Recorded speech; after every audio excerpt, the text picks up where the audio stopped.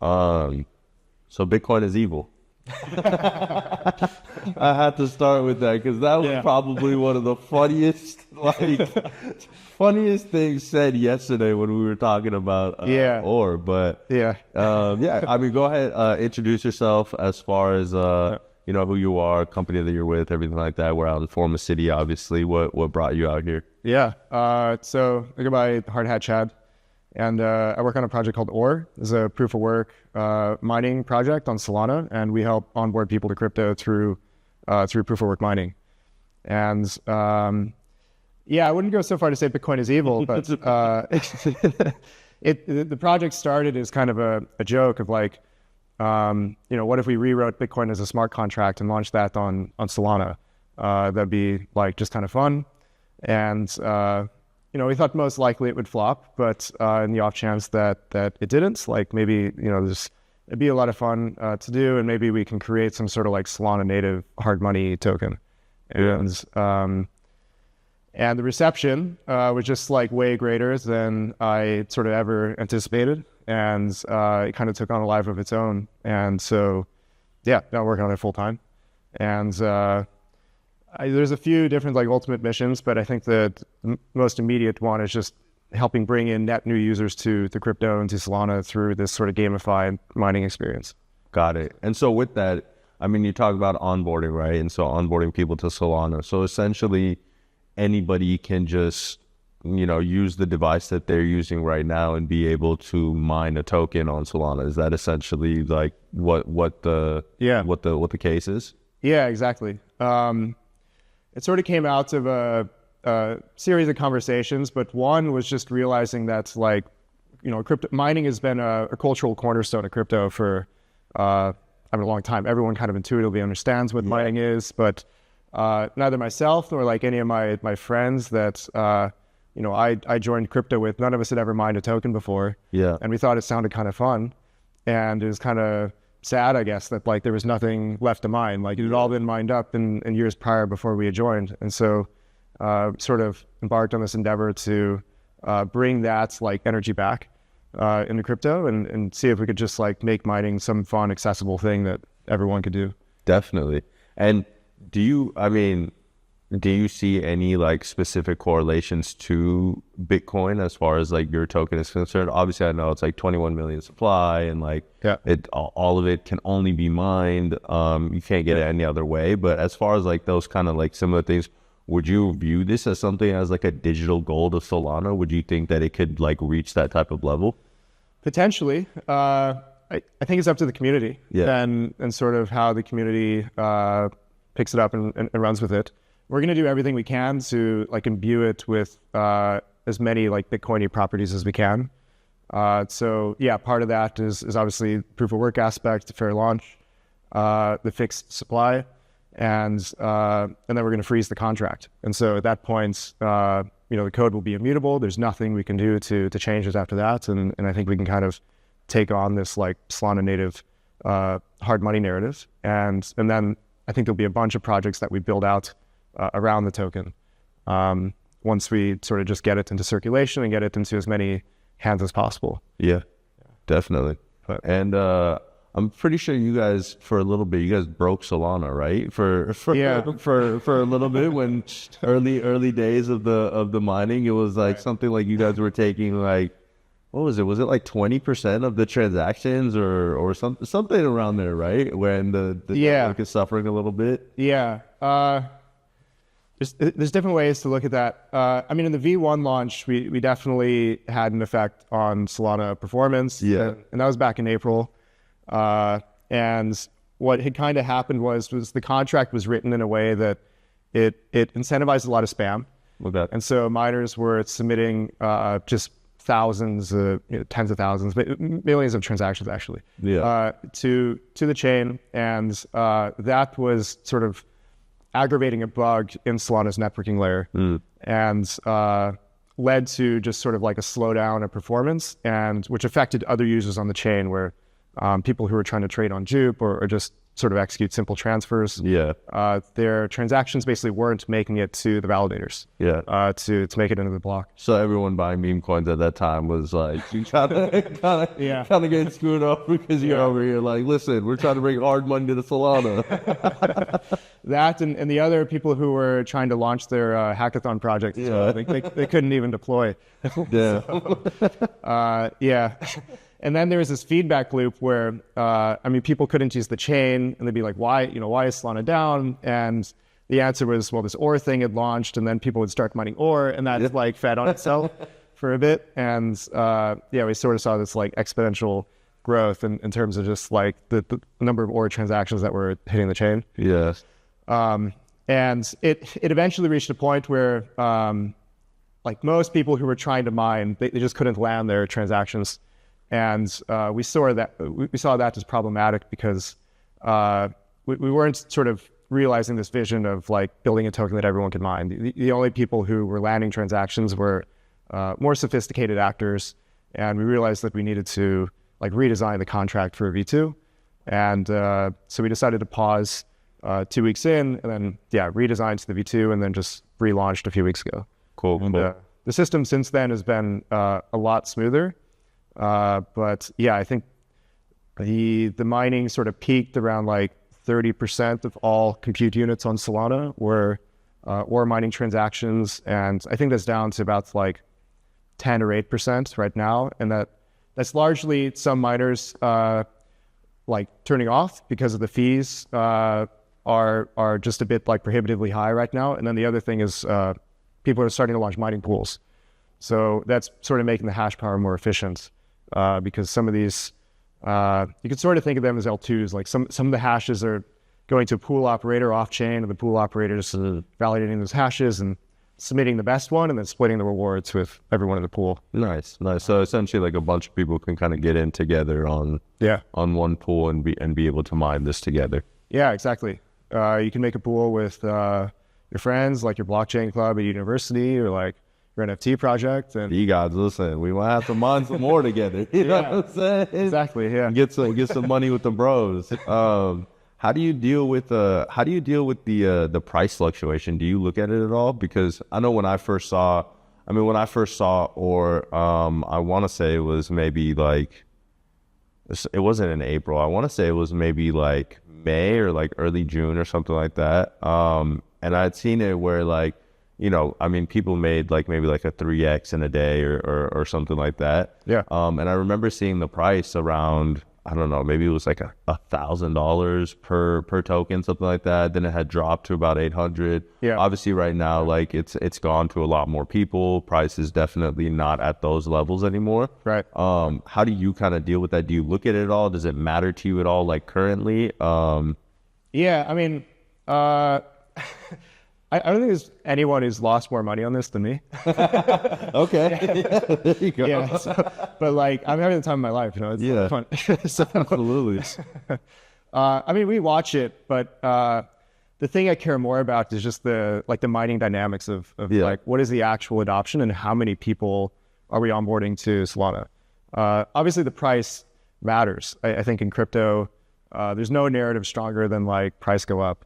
So it is important, and like there's a lot obviously we want to do to sort of do right by the community. Yeah. And that we'll have a number of things kind of rolling out over the next 2 weeks. But yeah, we look at it. The thing I watch a bit more closely are just the mining dynamics. How many people are running miners, and what are the strategies that they're using? Yeah. And there have been a few different metas in the mining game. Mm-hmm. The V1 was largely about sort of Jito tips and bundling instructions into transactions, and basically just could you land a transaction on chain? Yeah. There's a bunch of strategies that people were using to sort of play that meta. And then the V2 has largely disincentivized spam quite a bit, and for the first week and a half or 2 weeks of launch, the meta was largely about could you rent out GPUs and hash power on AWS or Google Cloud? Yeah. And aggregates a lot of nodes that way. And actually with the recent price action and like the launch of pools, the meta has been shifting, or at least we're sort of seeing a subtle shift where the folks who are renting a lot of servers, who I think most of the community sees as like the large miners, many of them are starting to wind down because their cost basis is just too high. And we're seeing a lot more like smaller miners, people on laptops and phones join pools. And that's more so what you want to see, right? Like you would rather see the kind of more smaller miners, like one phone, two phone, like laptop, like something like that. And they're mining what's going on, and have more of those and a higher volume of that versus like the, you know, a bit like a bigger style mining company or someone that's trying to like set up a mining rig or something like that, right? Yeah, exactly. I mean, we're still seeing the average difficulty, like the global hash power is continuing to rise. So people are definitely continuing to deploy more hash power. And that largely appears to be through these pool mechanisms and people just deploying smaller devices. Gotcha. Together. And I mean, I guess for the onboarding tip, I'm assuming you'd probably have to have like a small amount of Solana at the very least in your wallet to do some of like the transactions and that sort of thing. But is it like is it a very minimal amount? Would you say that there's like a certain level that you have to start? Like, do you have to start off with like 1 Sol, or is like someone with 0.1 or 0.2 Sol can start mining today? Yeah, I think the web app, the minimum that we set a threshold there of like 0.05. Okay. So it's like pretty small. But yeah, you still need some small amount of Sol to get started. Yeah. And eventually we would like to get to a point with pools where we could just onboard people to crypto through hash power alone. And I think if we can do that, and people just with any device can download an app and start mining and submitting hashes through these pools and earn their first crypto that way, we can just get tokens into like many more hands. Yeah. No, definitely. That sort of benefits everyone, I think, across the ecosystem. Absolutely. And I mean, transitioning a little to yourself, how long have you been on Solana? Have you been a user before you were a builder? Have you always just been building on Solana? Kind of what's a little bit of your background before launching this? Yeah. I've been in Solana around 3 years now. Okay. I first heard about Solana in February 2021. Okay. And I had a friend who was building on Solana at the time. His name is Barrett. I think he runs Mountain DAO. Okay. Oh yeah. Shout out to Mountain DAO. Yeah. I think they're going on right now too. Yeah, exactly. Yeah. I mean, I've built a number of protocols on Solana. If I talked about them, I would dox myself. So Gotcha. Yeah. But yes, but you've essentially been around. Yeah. I guess from a consumer standpoint, a little bit more, or just maybe from a trader standpoint, have you like participated in like the NFT bull run on Solana, the meme coins? Like, are you able to pay attention to those things? Have you like participated in that at all while you've been building various things? Yeah, I mean, we definitely. I try to stay up to date, I think, on the, like, you know, what's going on. It's a little hard while running a project to keep tabs 100% on everything, but that's why I always like to ask, because it's just kind of like, you know, I think there's like people that you have certain builders that just like completely just like silo it out and they're like, I'll focus on what I'm building. And then you have others that are like, no, I've still been like, you know, I'm on my trading bot and I bought a few meme coins, right? I'm in the alpha group chat, like, can't do it all the time, but like still paying attention to other things that are going on and people are talking about, because, you know, in some case, like that trickles back to what you're building too, right? Yeah, exactly. I try to keep tabs on the conversation and like be a part of the conversation. I definitely don't day trade. Yeah, for sure. I used to trade options in college, and it's like way too like it's too consuming. Like 100%. You have to watch the charts like every minute. Like every tick is like it's like it's super attention consuming. Is there? I mean, as far like not to shill or anything, but has there been any meme that you just like bought and held, or just like been like, hey, I really like this meme, or been like a little bit more part of the community, maybe engage with some people there, anything over this past year? Yeah, I got some of the bonk airdrop when that happened, and there you go. Held a bit of it, and I bought whiffs. Not as early as some people, but Yeah. but a little bit. Still like, early enough to yeah. make a little on top. Yeah. And then, yeah, I mean, like Pump.Fun has been super interesting to watch. I think it's just ultimately it's like one of those things you can't take your eyes off of, huh? Like, no, like, exactly. You kind of always have to just be, you know, whether it's doing well or doing bad, you're kind of just like, what's going on over there? Exactly. Yeah. It's where a lot of activity is at, if not like most of the activity on Solana right now. And so I think it'd be like silly not to like be paying attention to it. Yeah. Cool. I mean, I guess for my last question, is there anything specific that you would like to see or like used for in terms of, I don't really like getting into the utility aspect of it too much, but like, would you see it being used in transactions, being able to pay for things? Like, is that something that you want to see, or is this way more just like more of a reserve where it's just like, hey, you can, you know, keep your money in here? Yeah. I think there's a few things like one, there's a number of folks that have reached out to build games with OR, and all sorts of different gaming mechanics that I think proof of work can kind of be a part of, and where mining can contribute to.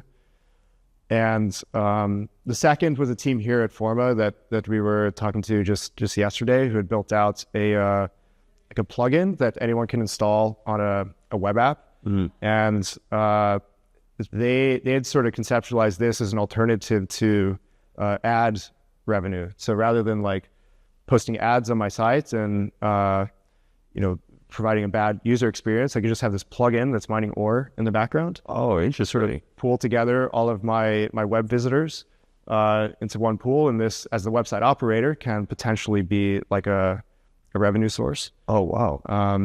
Which, yeah, I thought that was like super, super novel. Yeah. And yeah, I'm curious to see where that goes. That's incredible. And then I could drop a little bit of alpha. We're working on this thing called boosts that will alter some of the staking mechanics. Oh, okay. For OR. And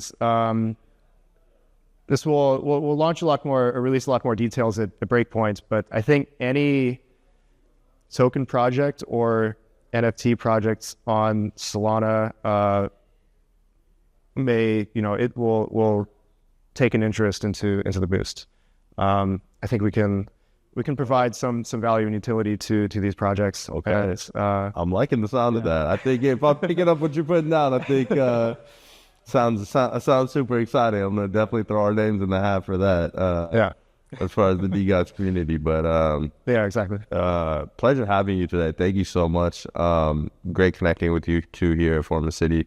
I guess lastly, just what is your experience been here so far? How long have you been here? And I guess kind of what made you want to come out here?